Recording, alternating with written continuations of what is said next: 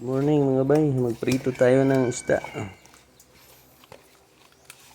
May asin na to, tsaka magic sarap.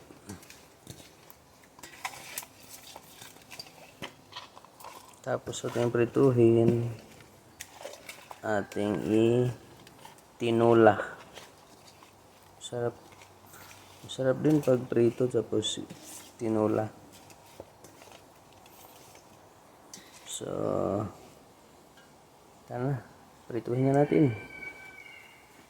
Meron na tayong pinainit dito na kawali.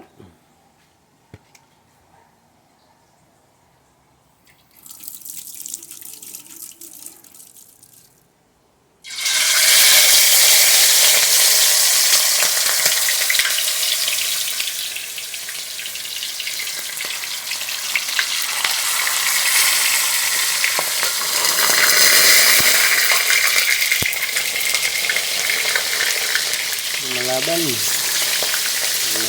ng isda.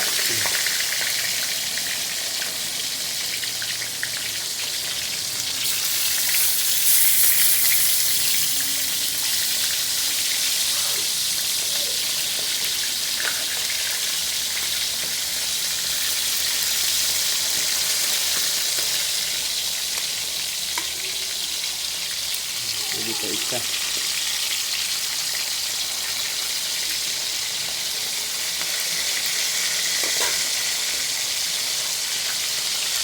Prito. Tapos gawing tinula.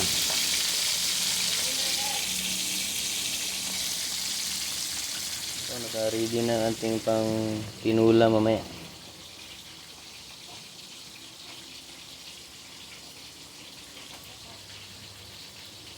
Malunggay, tanlad, at sili, saka bawang,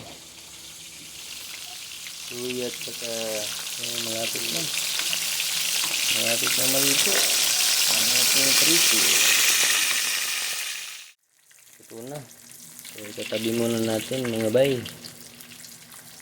para mamaya mayroon na tayong susunod na apat. So tabi muna natin itong luto na. Sarap to. Wow.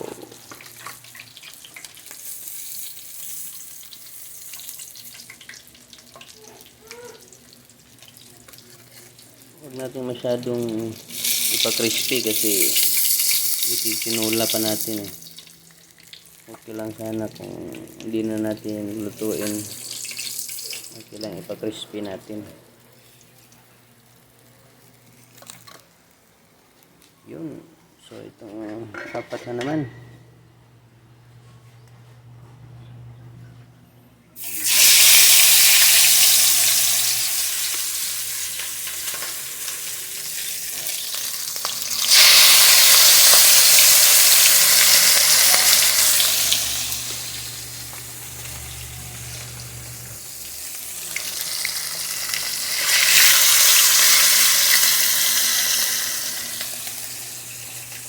Last.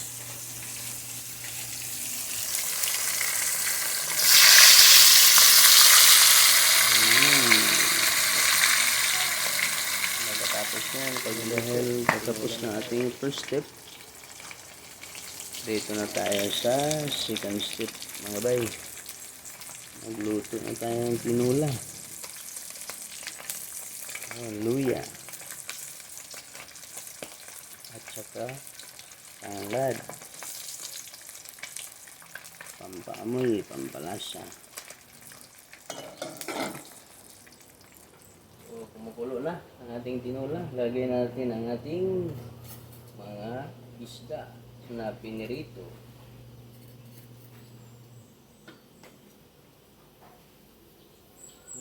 Natin ang apoy.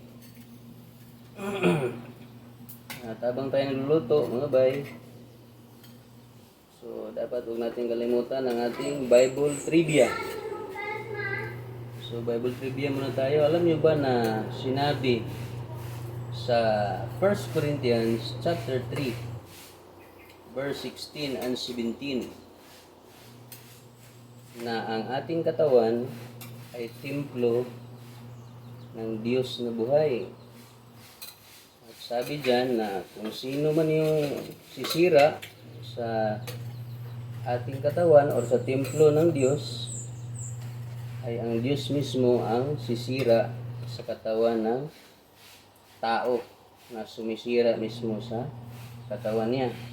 Example, paninigarilyo, pag-iinom, at yung sexual immorality. Yan yung mga bagay na nakasisira sa ating katawan. Yung pag-drugs, masama po sa ating katawan. Kaya huwag po natin sirain ang ating katawan upang hindi tayo sirain ang ating Diyos na buhay. Good morning mga bay. God bless. So natimplahan na natin ang ating tinola at nilagay na natin ang isda. So last na gagawin is ang malunggay. No, ibudbud na natin. Kalamunggay. Kalamunggay deh. Yan. Sarap nito mga bay. Malunggay.